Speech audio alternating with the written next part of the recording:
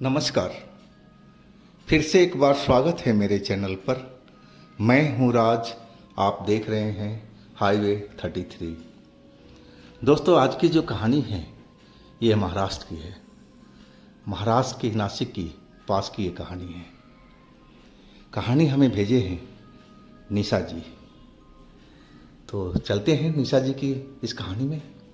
लेकिन दोस्तों, आपने मेरे चैनल को सब्सक्राइब नहीं किया है तो जल्दी से कर लीजिए और साथ में बेल आइकन को दबाना ना भूलिएगा। फिर शुरू करते हैं आज की कहानी। दोस्तों, मेरा नाम निशा है। ये घटना जब घटी थी तो मैं 19 या 20 साल की रही होंगी। मेरी माँ का पहले ही देहांत हो चुका था 5 साल पहले। मेरे घर में मेरे से छोटा 4 साल मेरा भाई था और मेरे पिताजी ट्रक ड्राइवरी का काम करते थे और उसी से हमारा घर बार चलता था। और वो कभी कभी हफ्तों में आते थे घर पर और कभी कभी 3 दिन में 4 दिन में, मैक्सिमम 1 हफ्ता तो उनको लगता ही था जब वो काम पर निकलते थे। और उसी दौरान की बात थी, मेरी जो भाई था उसको फुटबॉल खेलने का बहुत ज़्यादा शौक़ है। फुटबॉल के पीछे वो दीवाना रहता था। पढ़ाई करने के बाद में जब खाली टाइम बचता वो खेल के मैदान में निकल जाता, जो हमारे घर से थोड़ी दूरी पर था। रेल की पटरी के आसपास में वहाँ पर एक मैदान था और उसमें वो मोहल्ले के लड़के के साथ में मिल कर के खेल खेलता अपना। लेकिन हद हो जाती जब वो अंधेरे में लौटता। मैं इस बात से बहुत नाराज़ होती कि भाई देखो, शाम होते ही तुम घर पर आ जाया करो। मेरा दिल घबराता है तुम्हारे बिना। मुझे इतना बर्दाश्त नहीं है कि तुम लेट घर आओ। मैं उसको डांटती थी। और जब पिताजी आते थे तो मैं उनको भी बताती थी कि पिताजी देखो, ये हमारी कहना नहीं मानता और ये लेट घर आता है। लेकिन पिताजी बोलते थे कि अरे बच्चा तो है, अभी क्या उम्र है इसका, अभी तो खेलने कूदने का ही इसका उम्र है, खेलने दे बेटा, जब बड़ा हो जाएगा तो खुद ही समझदार हो जाएगा। पिताजी डांटते नहीं थे और मैं भी नहीं डांटती थी। हमारे घर का तो एक तरह से लाडला ही था। छोटा सा तो हमारा परिवार था और इस तरह चलता रहा। लेकिन मैं उसको समझाती रहती थी कि देख भाई, जल्दी घर आ जाया कर खेल करके। कई बार वो आ जाता था, कई बार थोड़ा लेट हो जाता था। वो संडे की दिन था और वो सुबह से ही पढ़ाई में लगा हुआ था और फिर 4 बजे के आसपास में वो फ्री हो चुका था अपने होमवर्क करके कंप्लीट।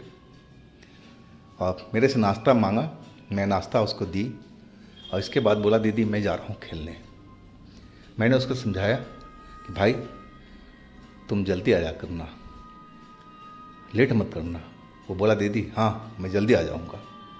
और फिर वो निकल गया था। मैं भी अपनी पढ़ाई में व्यस्त थी। मैं भी अपना काम कर रही थी स्कूल की। अब अंधेरा हो चुका था। मैं उसकी बाट देख रही थी कि अब तक मेरा भाई लौटा नहीं।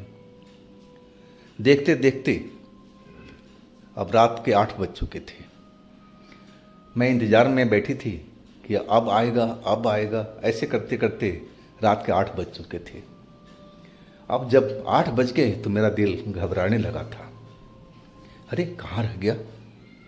मैं बाहर निकल कर के जो पड़ोस में बच्चे थे उनसे पूछने लगी, तुमने मेरे भाई को देखा है? बोलती हाँ वो तो खेल के मैदान में है। अब मैं समझ गई कि वो खेल में ही लगा होगा। मैं फिर वापस आकर के इंतज़ार करने लगी। तब तक रात के 9 बज चुका था और अभी तक वो नहीं आया।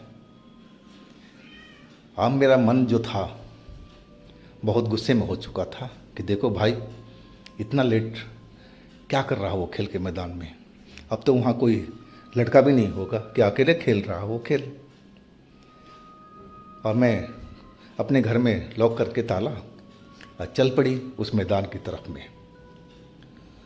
जब मैं मैदान में पहुंची तो आसपास में तो बहुत अंधेरा छाया हुआ था, लेकिन उस ग्राउंड पर लाइट रोशनी थी। और दूसरी चीज़, चांद पूरा निकला हुआ था, चांदनी फैली हुई थी। मैं देखने लगी, लेकिन मुझे वहाँ पर अपना मेरा भाई कहीं भी नज़र नहीं आया। हर तरफ खाली खाली सा ही लग रहा था। और तभी मुझे दूर आखिरी कोने पर कोई सफ़ेद कुछ धुंधला सा नज़र आया। मैं समझी कि मेरा वो भाई है, क्योंकि वो सफ़ेद ही कपड़ा पहन करके आज घर से निकला था। और मैं उस तरफ को दौड़ पड़ी। और जब आधे रास्ते में पहुंची, लेकिन तभी भी मुझे वो क्लियर नज़र नहीं आ रहा था। अब मैं उसका नाम ले ले करके पुकारने लगी कि भाई भाई, कहाँ हो तुम? क्या कर रहे हो इस वक्त में? चलो आओ, घर चलते हैं। मैं ज़ोर ज़ोर से उसका नाम लेकर के पुकारने लगी थी। आज जब बिल्कुल पास में पहुंची तो देखा वो तो मेरा भाई नहीं था। उसकी लंबाई ज़्यादा था और उसका जो चेहरा था दूसरी साइड में घुमा हुआ था। उसके घुंघराले बाल थे और लग रहा था हेल्दी। तो मेरा भाई तो थोड़ा छोटा था और कमज़ोर भी था। तो ये आखिर ये कौन है? और मैं समझ गई कि मैं गलत आदमी को अपना भाई समझ रही हूँ। और लेकिन वो मेरी तरफ मुड़ा नहीं था। और मैं वहीं से वापस होने लगी। मैं जल्दी जल्दी अपने घर की तरफ निकलने लगी थी। अभी आधे मैदान में ही थी, तब तक तो वो सफ़ेद कपड़े वाला जो लड़का था, घुंघराले बाल वाला, मेरे सामने आ गया।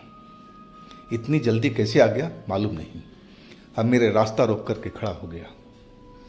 तब मैंने उसका शक्ल देखा। देखने में सुंदर था, नौजवान था। घुंघराले बाल उस पर अच्छे लग रहे थे। और वो बोल पड़ा, अरे अरे, कहाँ जा रही हो? अभी तुम मेरा नाम लेकर पुकार रही थी और बोल रही थी कि घर चलो घर चलो। मैं बोलने लगी, नहीं नहीं, मैं अपने भाई को बुला रही थी, आपको नहीं।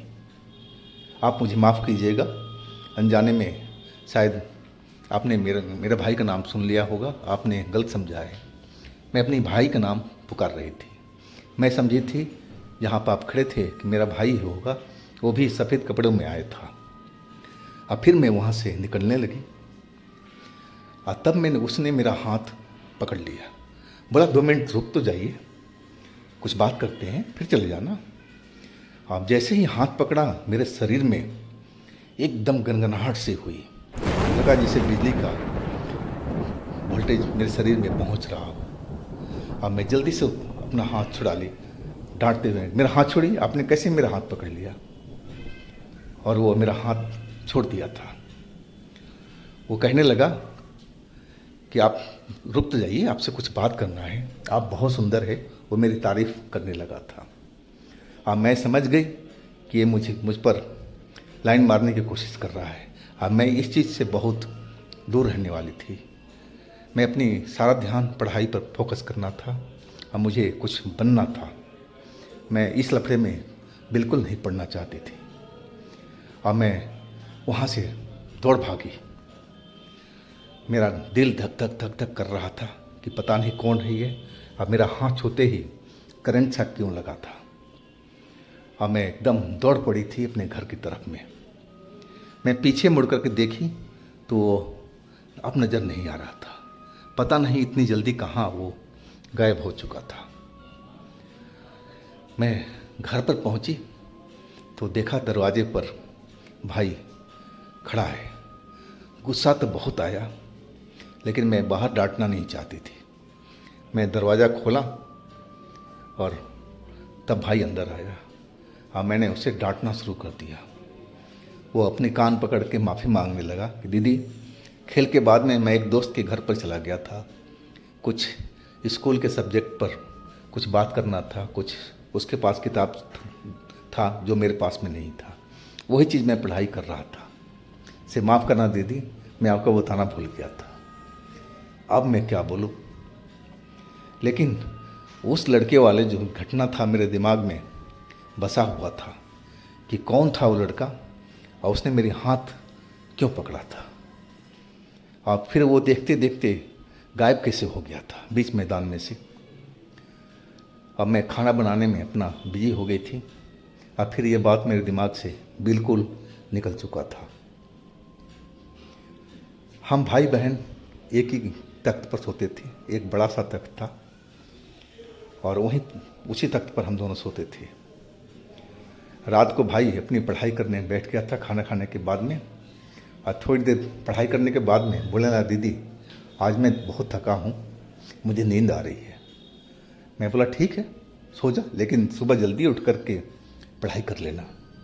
बोला हाँ दीदी आप जगा देना मेरे को। अरे ठीक है। और वो सो चुका था। अब मैं भी थकी हुई थी, मुझे भी नींद आ चुका था। रात आधी रात का टाइम हो चुका था तो नींद तो आनी ही आनी थी। मैं जैसे ही सोई मुझे सपना स्टार्ट हो गया था। मैं सपने में देख रही हूँ कि मैं एक ऐसी पगडंडी पर भाग रही हूँ जिसके चारों तरफ मुझे अंधेरा अंधेरा दिखाई पड़ रहा है। अब मैं पता नहीं कैसे क्यों डरी हुई भागते जा रही हूँ। मुझे शरीर में बहुत डर लग रहा है, पता नहीं मैं किससे बचती हुई भागते जा रही हूँ।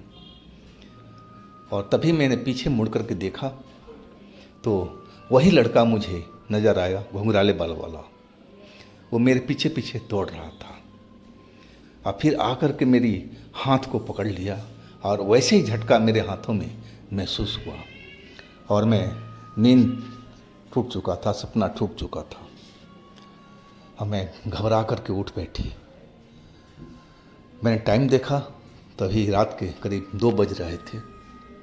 मेरा डर के मारे बहुत बुरा हाल था, शरीर पसीने पसीने से हुआ पड़ा था। मैं देखा मेरा भाई सो रहा है और मैं भी फिर सोने की कोशिश करने लगी। मुझे लगा कि जो घटना मैंने रात में देखा है सपने में, वो सब तो दिन में हुआ था। शायद मेरे दिमाग में ये घटना बैठ चुकी है और तभी ये सपना मेरे को आया है। इसमें कोई डरने वाली बात नहीं है, ये तो होता ही रहता है। मैं अपने मन में अपने आप को समझाने लगी थी। अब फिर मैं सोई। उसके बाद वो सपना मुझे बिल्कुल नहीं आया था। अब अगली रात को भी सेम उसी टाइम पर अब मुझे वो सपना आया। इस बार जो सपना देखी वो अंधेरी जगह नहीं दिखाई पड़ रही थी। वो बगीचा था, फूलों का बगीचा, और पूरा उजाला फैला हुआ था। चांदनी रात थी और हर तरफ चांदनी बिखरी हुई थी और मैं फूलों की क्यारियों की तरफ दौड़ लगा रही थी, पता नहीं क्यों। और मेरे पीछे वही लड़का दौड़ रहा था, मुझे पकड़ने की कोशिश कर रहा था और मेरा नाम लेकर के पुकार रहा था कि तुम रुक जाओ निशा, रुको, तुमसे कुछ बात करनी है, तुम बहुत सुंदर हो। वो मेरी सपने में भी तारीफ कर रहा था। और फिर वो मेरे नज़दीक आ गया था और फिर उसने मेरा हाथ पकड़ा तो वही करंट सा मुझे महसूस हुआ और फिर मेरी आँख खुल गई। इस बार मैं बहुत डर गई थी। सारा शरीर पसीने से फिर नहाया हुआ था। अब मेरी माँ तो नहीं थी कि मैं अपनी बात किससे कहूँ। मेरा भाई था, छोटा भाई, अभी भी वो सो रहा था। मैं फिर चुपचाप बैठी और टाइम देखी तो वही 2 के आसपास का टाइम हो रहा था। मैं भाई को जगाई नहीं, लेकिन मुझे अब नींद नहीं आ रही थी डर से। मैं 1 घंटा 1.5 घंटा तो ऐसे ही बैठी रही। नींद बिल्कुल नहीं आ रही थी, शरीर में डर लग रहा था। फिर जब सुबह के 4 बजने वाले थे तब मुझे झपकी सी आई और फिर मैं सो गई थी। और सुबह मेरा भाई मुझे ही उठा रहा था, दीदी दीदी उठो उठो, आप तो कह रही थी कि आप मुझे हर सुबह में उठा दिया करोगी, लेकिन आप तो खुद सोई हुए हो, हालांकि मैं 5 बजे तक उठ जाती थी, हर दिन का मेरा नियम था। लेकिन आज मैं सही ढंग से सो नहीं पाई थी तो नींद खुली नहीं।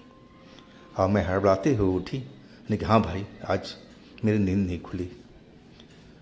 और फिर मैं अपने भाई को कुछ पढ़ाने में मदद करती थी। और फिर इसके बाद में अपने लिए चाय नाश्ता का प्रबंध करती थी। और इस तरह हमारा दिन चलता रहा। लेकिन जो डर था वो बिल्कुल मेरे दिमाग में अब बैठ गया था कि मेरे साथ में कुछ गलत हो रहा है। वो सपना तो एक ही बार आना चाहिए था, तो बार बार क्यों आ रहा है, जगह बदल बदल करके। पिताजी भी अभी आए नहीं थे। मैं उनका इंतज़ार कर रही थी कि पिताजी आए तो उनसे मैं बात करूं और अपने दिल की बात बताऊं। देखते हैं क्या कहते हैं वो। फिर रात आई और मैं खाना पीना खा करके अपने भाई को खिला करके और उसको थोड़ा सा पढ़ाई वढ़ाई करवा करके मैं फिर सोई थी। फिर वही टाइम था, लेकिन इस बार सपना नहीं आया। वो खुद लड़का मेरे पास में पहुंच गया था और मुझे वो टच कर रहा था। तभी मेरी नींद खुल गई। नींद खुली उसको सामने देख करके, अब मेरी तो चीख निकल गई। अब मेरे चीखते ही मेरा भाई उठ गया था। भाई उठा तो सामने देखा तो वो भी एकदम डर गया था, लेकिन हिम्मत करके बोला, दीदी दीदी ये चोर है क्या, चोर है क्या दीदी। मेरे तो मुंह से आवाज़ ही नहीं निकल रही थी कि मैं क्या बोलूं। और वो भाई ने मेरे उसको चोरी समझा था और उस पर वो झपट पड़ा था, गाली देते हुए, तू मेरे घर में चोरी करने आया है, तेरी इतनी हिम्मत हो गई। लेकिन वो उस लड़के ने तो भाई को दूर फेंक दिया और भाई जाकर दीवार पर गिरा था और चोट तो आई थी। अब वो खड़ा नहीं हो पा रहा था सही ढंग से। अब मेरी तो गुस्सा फूट पड़ा था। अब मैं भी उससे उलझ गई थी और जैसे ही उलझी वो धुएं की तरफ गायब हो चुका था। अब वो कमरे में था ही नहीं। मैं जल्दी से अपने भाई के पास में गई और उसको खड़ा करने लगी। उसके पैर में नीचे की एड़ी में चोट लगा था और वो दर्द से कराह रहा था। अब हम दोनों भाई बहन बहुत डरे हुए थे। मेरा भाई बोल रहा था, दीदी कौन था वो जिसने मुझे इतनी दूर फेंक दिया और वो कैसे गायब हो गया दीदी, कौन है ये। मैं बोलने लगी, भाई मुझे नहीं पता है और ये घटना उसी दिन से शुरू हुई है जिस दिन तू लेट आया था। तेरे चक्कर में मैं ग्राउंड में पहुंच गई थी तुझे ढूंढते हुए और तेरा नाम लेके पुकार रही थी। तभी ये लड़का मुझे वहाँ पर मिला था। सारा कहानी मैं अपने भाई को बता दिया था और भाई भी मेरा डर गया था और कहने लगा कि दीदी ये तो कोई भूत प्रेत लगता है, अब हम लोग क्या करेंगे, कैसे रहेंगे इस घर में। अब हमारे पास में तो कोई जवाब नहीं था, बस एक ही जवाब था, पापा को आने दो। और संजोगी कहिए कि सुबह में 10 बजे हमारे पापा आ गए थे। अब फिर तो मैं पापा को पकड़ करके और रोने लगी थी, बहुत तेज तेज। पापा भी मुझे रोता देख वो भी रोने लगे और बोले, बच्चा बोल तो क्या हुआ तुम लोग के साथ में। अब हमारी रुलाई रुकी तब ना। मेरा भाई भी रो रहा था। अब फिर जब हमारी आंसू रुके तो मेरे भाई ने ही सारी बात पापा को बताना शुरू कर दिया। अब पापा भी अब सारी बात सुन करके डर चुके थे। मेरे से भी पूछ रहे थे कि हाँ बेटी तू भी तो बता, ये तो तेरे साथ में ही घटना हुआ था। यानी हाँ पापा। अब फिर मैंने पूरी डिटेल बताया उससे, पापा से शर्माई नहीं मैं, यानी कि बताना ज़रूरी है। अब पापा जो थे को सोच विचार करने लगे थे और कहने लगे कि बेटा हम चलेंगे कहीं पर। और इसके बाद हम दोपहर के बाद में निकले थे और पापा हमें एक जगह पर ले गए थे वहाँ पर हम जब पहुँचे तो एक कमरा जैसा ही था, साधारण कमरा जो होता है वैसे ही था, और उसमें परिवार भी था, और उसमें एक बुजुर्ग व्यक्ति था जो कम से कम 70 प्लस का होगा। शरीर पर एकदम लग रहा था कि मांस अब ख़त्म ही हो रहा है, इतना कमज़ोर थे वो। और पापा ने सारी बात उस बुज़ुर्ग से बताया कि ऐसे ऐसे मेरी बेटी के साथ में हुआ है, बेटे के साथ में हुआ है, आप कुछ देखिए। वो बुज़ुर्ग कोई तांत्रिक थे जो अब काम छोड़ चुके थे। पापा उनको पहले से ही जानते थे।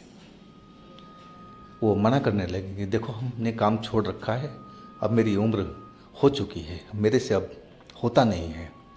पापा हाथ जोड़ने लगे थे कि मैं आपको जानता हूँ, मैं कई लोगों को आपके पास लेकर आया हूँ, और आपने सबका दुख दूर किया है, तो हमारा भी कीजिए। पापा का इतने विनती करने पर वो बुजुर्ग व्यक्ति ने मुझे अपने पास में बुलाया और मेरी आंखों में देखने लगे थे। फिर मेरी नाड़ी पकड़े और फिर बोले बेटा तू उधर खड़ा हो जा। और फिर मेरे पापा से वो बोलने लगे कि देखो मुझे सब कुछ देख करके ही पता लग रहा है कि उसको इसके ऊपर में कोई जिन्नात का साया है, जिन्नात इसको अपने जाल में फंसा रहा है। तुम जल्दी आ गए, अभी इस पर पूरा अपना असर नहीं छोड़ पाया है। और फिर वो बताने लगे कि क्या क्या करना है। वो गंगा जल दिए थे एक बोतल में, और कुछ भभूत से दिए थे। बोले अपने घर में ये भभूत हर जगह पर छिड़काव कर देना, और गंगा जल भी अपने घर के अंदर भी और बाहर भी छिड़क देना। अब बिटिया को 7 दिन तक घर से बाहर निकलने नहीं देना, चाहे कुछ भी हो। जो काम है घर में ही करो। अब पापा कहने लगे मैं तो ट्रक ड्राइवर हूँ, मुझे तो जाना पड़ेगा काम पर। वो बुजुर्ग गुस्सा हो गए थे, बोले भाई फिर तुम्हारे से नहीं होगा। तब मेरे पिताजी बोले ठीक है मैं छुट्टी ले लूँगा, लेकिन मैं ये काम ज़रूर करूँगा। आखिरकार जो तांत्रिक ने जो काम बताया था वो हम लोग किए थे।